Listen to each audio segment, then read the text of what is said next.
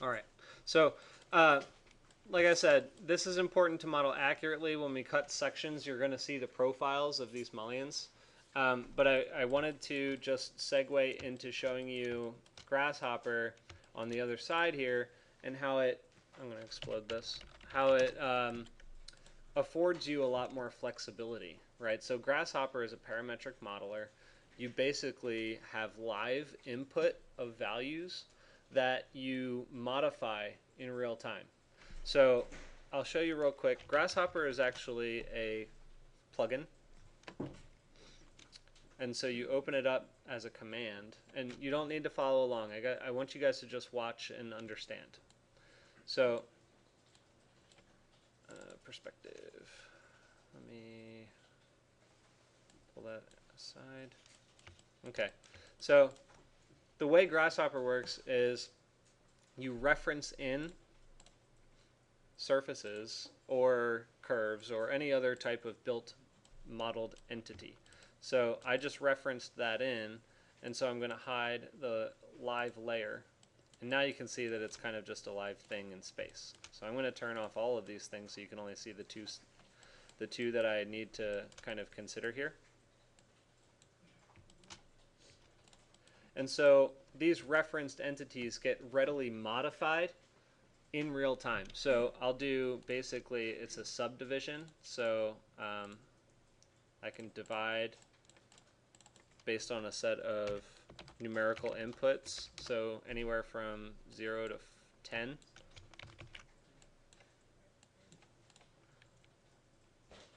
And then, so I'm just kind of stringing together a sequence of inputs to create a subdivided surface. Oh, look at that. It had to do the original surface. That's not ideal. All right, so I just ran into something that I forgot about, but basically I'll just create a new one. So I'll do a surface from there to there to there to there. So that's my new surface. I'm going to put that on glazing. I'm going to select the other surface and delete that and reference the new one. There we go. All right, that's a little bit better. So I've got this subdivision right now that, actually I should probably just do the front side. Well, this one's going to give me a real crooked one using this method, so I'm just going to reference the front side instead, where it's still in a rectilinear condition, just so it's basic. I don't want to worry you too much with all the weird nuances. That looks good. Let's turn that off. And okay, so I'll hide that. So now it's kind of like subdivided very basically.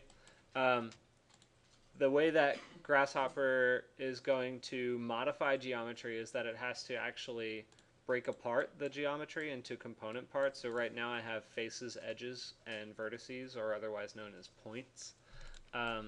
And those can be changed, essentially. So if I want to pipe on the edges, I just grab under freeform here the pipe command, and I grab all of the edges. So see how there are 64, currently 64 edges there?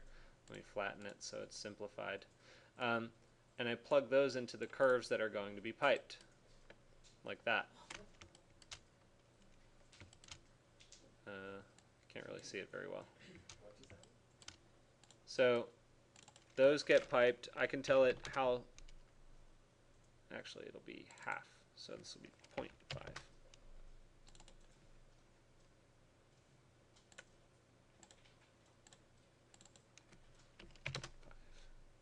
I can tell it what radius I want it to be, and I can change the edge condition. Let's see, this is 2, I want. Change it to a round condition. And so ultimately what you wind up with, and let me just hide all the extraneous stuff, is you get a frame that's fully customizable in real time. So I can sit here and go all the way back to my input values and say, you know what, instead of 4 subdivisions, I only want 2. Or I want a little bit more vertical subdivision. So it's incredibly easy to get sort of like this rapid prototyping sort of situation with your model. And at the same time, I can then do double skin facades by, so that was one path that I took, but I also have the surface. So I can do the same thing and offset the surface to create my other, facade system. And basically you just do the same. And the reason that it's important to understand Rhino is because it functions off of the same kind of command sequence. So I can surface, utility, offset surface, plug a surface in, tell it which direction I want it to go. Which direction am I facing here? X. That's so cool. Vector, however far. Oh no, this is offset surface. I don't need that. I can just give it a number. So I'll say 0 to 4 feet. Plug it into the distance, and now I've got a second facade system that sits right off of it.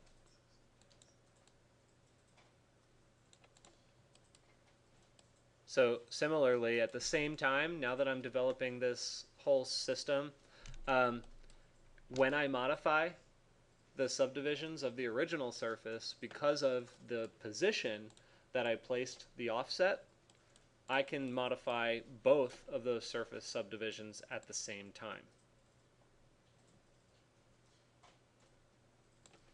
So the possibilities here are really kind of endless. It's pretty nuts, I think, how much these things change.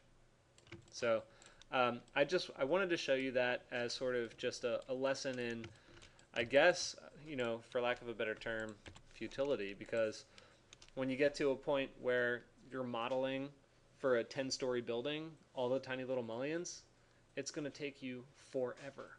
So it's absolutely important that you understand workflow and you're consistently looking for ways to make the process easier for you, because when you transfer to a university or if you're doing it for work, there will always be a way to do it faster. And that's that. What questions do you have? Do they teach Grasshopper? Yes, I do. Yeah. So it's available in the winter.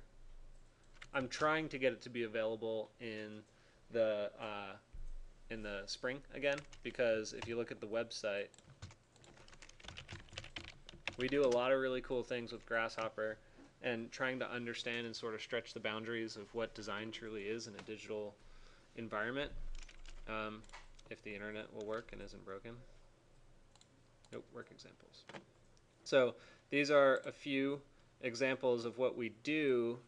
If I have a full semester, we do all of this, where we get to a point where we're really trying to stretch the boundaries of design and representation using a digital platform that can very readily modify geometry and environments in a way that you just can't do manually.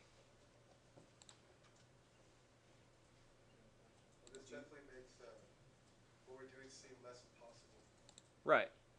Like sometimes, when you get started with this, it's like you really have to model a whole building using these base examples. Right. Yeah. So there are seemingly impossible things that become possible when you have, and this is a method of visual programming. It's kind of a very popular topic right now. They have it for Revit, and it's very important to understand visual programming as as it relates to the professional world, because you get into Revit, for instance. So if I pop open Revit real fast, if it'll load fast enough. I hope we have Dynamo installed. But Revit has the same kind of user interface. It works with the software a little bit differently. You can do all of the cool geometric, modeling and massing stuff with Revit exactly the same way that you do with Grasshopper. It just speaks kind of a different language because it relates to the materials and families. Family is basically like an object, like a desk. It speaks to their parameters in a more particular and finite kind of way. Well, it's taken a long time. But basically, like in the winter, we might not get to this level of graphic quality, but you will get to the level of being able to model beautiful forms like this that you can use in your designs. So, you know, physically modeling this is going to take you forever. But doing it with Grasshopper, or you know, or manually modeling it even in Rhino, is going to take forever. So you kind of like program the design that you want. Yes, you program. You are literally programming the design that you want. That's cool. So let me just open up a sample project real quick, so you can see that the user interface is the same. You wouldn't want like people to take that class first, right? It's sort of like a No, you can't. You cannot take that class first. like a blind before you want. Yes. Yeah. Do we have it? We do. Okay. So just, you know, a last final note that visual programming as a method of production is kind of present everywhere. Excel is a type of visual programming because you're taking all the different parameters, which are all the different cells. Well, the cells are your input. The parameters are the formulas that generate the relationships between the cells. So here in Dynamo, it's kind of exactly the same thing. You can create very cool analytical sequences. But when you drop in the different items, let me just go to geometry real quick. So basically all these things come in as inputs. Inputs and outputs. So you can just, I have no idea whether or not these things are speaking to each other, but just like yeah, these aren't going to speak to each other, but I'll plug them in anyway, and it's going to give me an error. But just like you saw in Rhino and Grasshopper, now Revit and Dynamo are using the same type of interface. So it's something that you would want to get used to because a lot of graphic programming is going this direction for their more, you know, crazy and in-depth type of high-level design. So what questions do you have? All right. So I imagine you guys are probably going to be curious about it as we move forward. There are always ways that we can kind of try and work in some hints and tips.